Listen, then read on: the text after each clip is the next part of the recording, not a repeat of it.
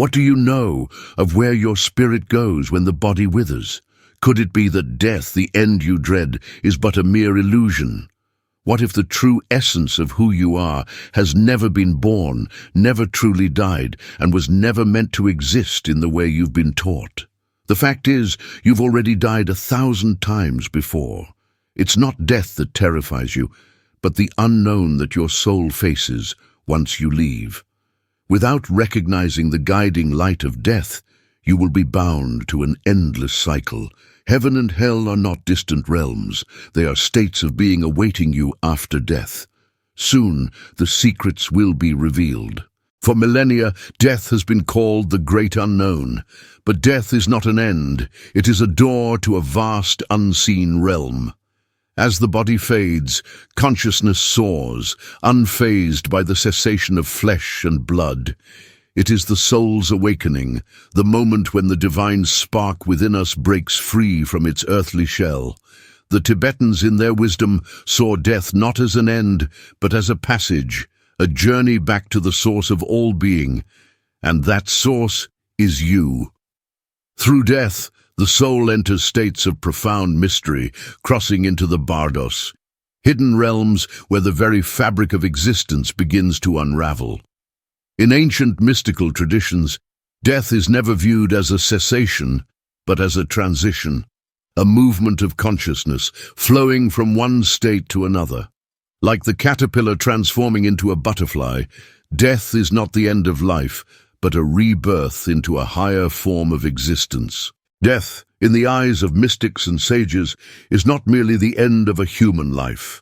It is a sacred journey, a threshold that transcends the physical realm, opening the soul to vast, boundless dimensions, free from the confines of the material world.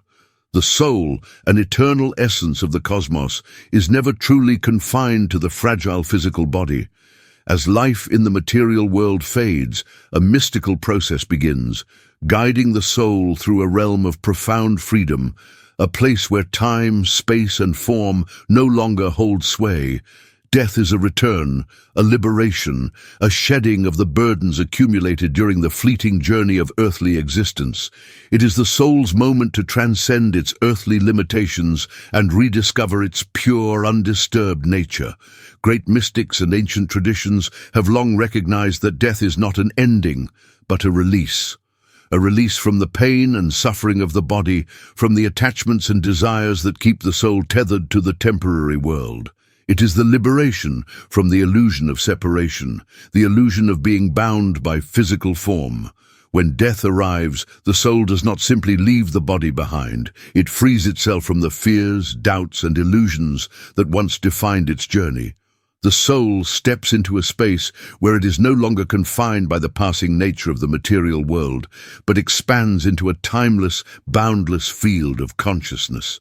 This is the path of spiritual evolution, the journey toward reclaiming one's true essence. Every death is an opportunity to break free from the cycle of birth and rebirth, to release oneself from the endless wheel of Samsara.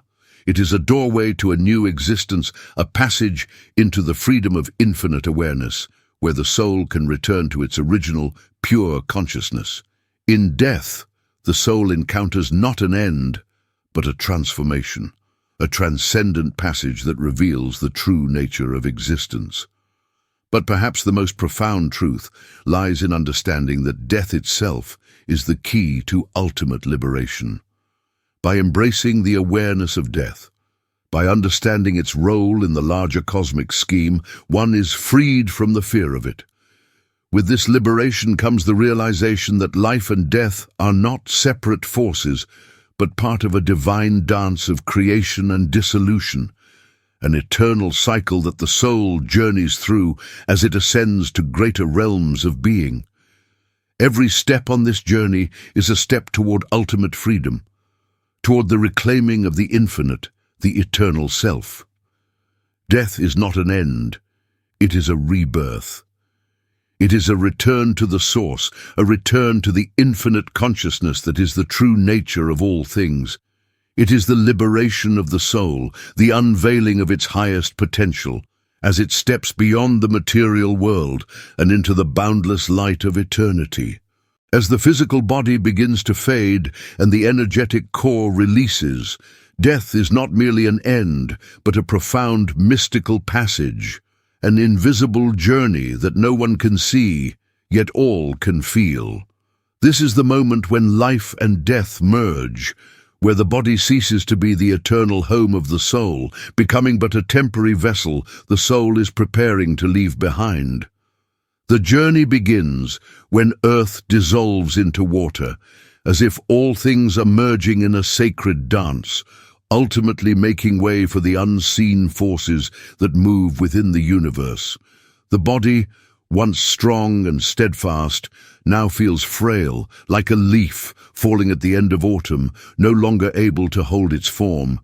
Strength slips away, and a sense of weight overtakes it, as though the person is sinking into the void or being gently compressed, enveloped by an unseen force. Yet this heaviness is not only physical, it is the body's final farewell to the stability it has always known. The cells weaken, the muscles begin to fade, and all that remains is the sense of the body releasing itself, no longer struggling to hold on to the natural flow of time. As water dissolves into fire, the body's fluids dry up, and a growing thirst signals the beginning of this inner drought. Each tear can no longer soothe, each breath becomes more distant, like a soft sigh from the universe. Warmth begins to leave the hands, feet, and face, retreating inward like a cold wind sweeping across a solitary mountain, slowly fading into the dark. A dimming begins, as though life itself is withdrawing, moving closer to the center. Here, the body says its quiet goodbye, life and death merging as old companions, walking together on a misty path through time. Next, fire dissolves into air, and here warmth completely leaves the body. A coolness settles within, like the waters from a high mountain spring flowing into the earth, bringing with it a peace, a stillness. With it, images begin to flicker, dim lights, sparks, or vague, undulating shapes that float before the mind's eye. It is as though the inner fire, the spark of life, is slowly letting go, leaving only a gentle breath. Everything around begins to blur, like the faintest stars in the endless night sky, no longer distinct, but still present, lingering in the ether. As air dissolves into space, the breath becomes shallow, light as a whisper, as if there is nothing left but the very essence of the air itself. Thoughts and sensations drift aimlessly, like leaves falling on a windless day. In these moments, the mind begins to sense an infinite emptiness, a boundless quiet. It is the moment when the soul perceives the presence of things unseen, an absolute stillness that words cannot describe. As sensations fade, a feeling of vast space expands, as if the self is slowly melting into the infinite, merging with the universe's boundless expanse, no longer separate, no longer distinct, but becoming one with the profound stillness.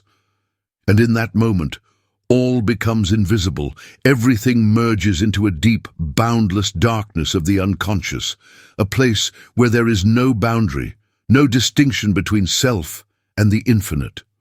A world where all things are one, where there is no separation between life and death, between body and spirit. This is the death of peace, of the quiet surrender of a soul ready to leave the material world, blending into the realm of light and space, where nothing is forever, yet everything is eternal. As space collapses into itself, all that remains is the pure, boundless awareness, an infinite consciousness, unburdened by the constraints of the body, the mind, and even the very sense of self. In this moment, time itself fades away, and what remains is the timeless awareness of being.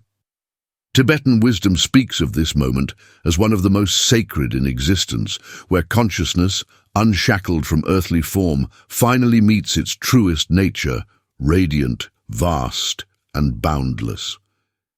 It is not a moment of emptiness, but of boundless potential, where the soul encounters the luminous light that is both a reflection and a doorway to the deepest truths of existence.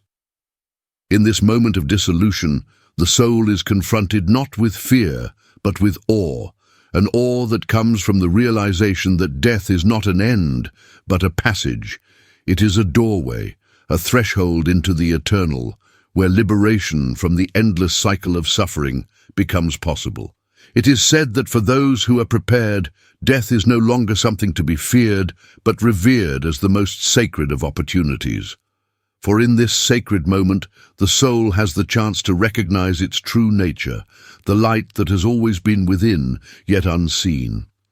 If, in these fleeting moments, the soul can see this light for what it truly is, it can break free from the bindings of the cycle of rebirth, transcending the suffering of the material world.